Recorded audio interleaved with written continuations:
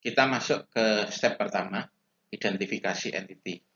Identifikasi entity ialah tahap untuk mencari entity apa saja yang ada di database. Apa itu entity? Nah, itu kalau misalnya Anda masih belum paham tentang pengertian entity maupun prosedur untuk menemukan entity dari sebuah database, Anda harus membuka lagi materi yang flat tabel dan entity, ya. Jadi tahap 1 ini menurut saya sangat krusial. Kalau Anda tidak paham, maka kelanjutannya di tahap lain itu bisa keliru, ya. Nah, untuk materi yang di pertemuan di tahap 1 ini, Anda bisa membuka lagi materi yang berjudul flat tabel dan entity. Dan harus Anda kuasai, ya. Tahap kedua dari desain database ialah mengidentifikasi relationship. Tahap 1 itu tahap yang berfungsi untuk mencari entity-entity. Nah, antara dua entity bisa memiliki relationship. Apakah relationship itu? Relationship adalah hubungan atau asosiasi antara dua tabel. Ya. Contoh, pada database perpustakaan antara tabel member dan tabel peminjaman, atau antara entity member dan entity peminjaman. Nah, itu punya relationship, ya, atau punya asosiasi. Kenapa? Karena kalau kita menambahkan data sebuah peminjaman, maka kita pasti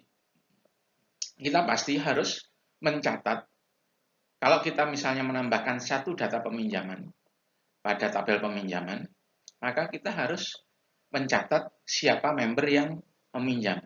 Kan tidak mungkin, misalnya ada peminjaman buku, tetapi tidak dicatat siapa yang meminjam, ya kan? Karena itu antara tabel buku, tabel peminjaman dan tabel member itu tidak ada relationship-nya, ya. Contoh lain antara entity member dan entity buku pada sistem informasi perpustakaan, masih tetap sistem informasi perpustakaan.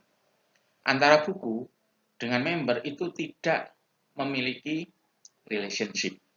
Kenapa? Misalnya ada buku baru tersebut kita catat di tabel buku. Ketika kita menambahkan satu baris pada entity buku, kita tidak harus mencatat membernya, kan tidak ada hubungannya sama sekali. Dan sebaliknya, kalau misalnya ada anggota baru, ya, anggota baru mendaftar. Nah, ketika mendaftar, kita menambahkan data anggota baru tersebut di entity anggota.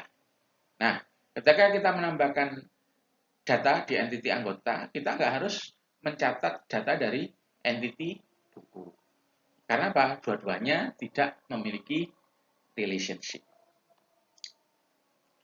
Nah, teknik atau prosedur untuk mengidentifikasi atau menentukan relationship antar dua entity akan kita bahas di slide selanjutnya, ya. Kemudian relationship itu punya properti, ya. Yang pertama, nama. Jadi relationship antara dua entity itu punya nama. Nama itu menunjukkan makna relationship antara keduanya, ya. Terus yang kedua, selain nama, punya cardinality, one to one to many, many to many.